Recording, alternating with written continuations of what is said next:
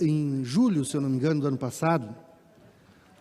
por iniciativa minha, nós realizamos uma audiência pública na Comissão de Serviços Públicos da Assembleia Legislativa para tratar de inconsistências nos cálculos das aposentadorias de servidores públicos do Estado do Rio Grande do Sul. Depois que o governo Eduardo Leite, na legislatura passada ainda, conseguiu aprovar aqui nessa casa, o nosso voto foi contrário, mas a maioria da casa aprovou, alterações no plano de carreira dos servidores públicos, do magistério, etc., o IP Previdência passou a calcular aposentadorias de forma completamente equivocada. Em alguns casos não fazia sequer atualização monetária, em outros não colocava no cálculo da aposentadoria acréscimos que as pessoas têm decorrentes de lei. Isso levou a uma situação de que milhares, não são centenas e nem dezenas, milhares de servidores públicos, a ampla maioria deles professores, professoras, tenham se aposentado com enormes prejuízos. E aí, dentro do próprio IP, o setor de controle do IP, exercido por servidores de carreira da CAGE, o responsável por esse setor, fez a auditoria, publicou no site do IP a auditoria, não ficou 24 horas, a direção do IPPrev mandou tirar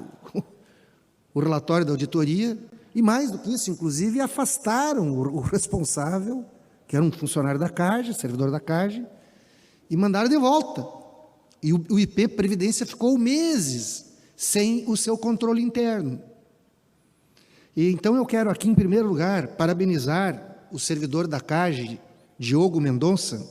que fez o relatório, apontou as inconsistências, fizemos a audiência pública, ele esteve aqui, e lá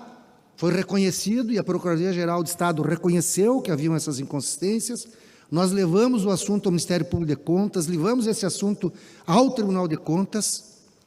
e agora, há poucos dias atrás, então, finalmente, depois de ser constituído um grupo de trabalho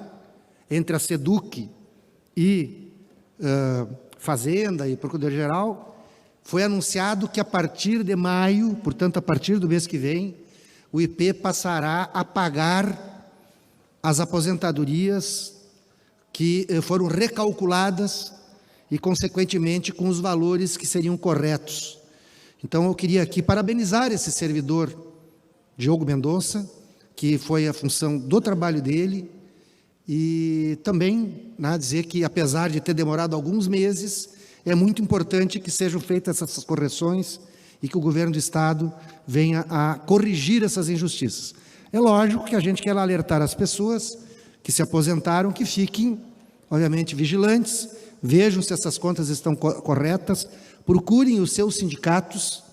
que com certeza podem dar assessoramento, para ver se desta vez está sendo feito o cálculo de forma correta, adequada. Queria aproveitar que tenho aqui algum tempo ainda, só para fazer rapidamente uma consideração. Durante muito tempo se criou aqui uma discussão, os críticos aos governos do presidente Lula e da presidenta Dilma diziam que o BNDES teria beneficiado empresas e teria gerado prejuízos ao erário. No auge da Lava Jato, inclusive, o Tribunal de Contas abriu um conjunto de investigações acusando perdas bilionárias por parte do BNDES, por conta dessas, seja operações de crédito, seja aquisições que o BNDES braço de participações acionárias do BNDES, fez em empresas do setor de proteína animal. Foi muito falado, muito comentado que a JBS teria sido beneficiada. Pois bem, o Tribunal de Contas, agora esses dias, concluiu esses estudos e vejam bem, não gerou prejuízo algum ao BNDES, pelo contrário, o BNDES teve um lucro de 16 bilhões e 500 milhões de reais com essas operações e com as aquisições que fez. Foram todos os processos arquivados, todos os acusados, inclusive vários funcionários de carreira do BNDES, que tiveram a sua vida enxovalhada por irresponsáveis. E mais do que isso, o Tribunal de Contas da União tomou uma decisão, criou um grupo de trabalho de ministros, onde eu vou aqui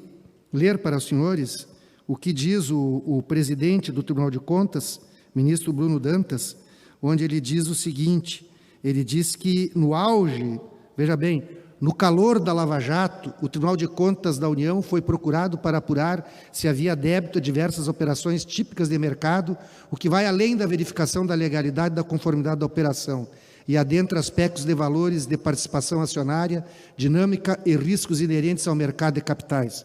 Além de corrigir essa injustiça e reconhecer que não houve ilegalidade alguma, muito antes pelo contrário, ainda o Tribunal de Contas está dizendo o seguinte: não cabe ao Tribunal de Contas fazer avaliação de operações de mercado. Isso é função da Comissão de Valores Imobiliários. Então eu queria aqui fazer esse registro, porque esse fato foi usado à exaustão, dizendo que havia tido corrupção, mais uma das grandes injustiças praticadas pela Lava Jato, que o TCU vem a corrigir.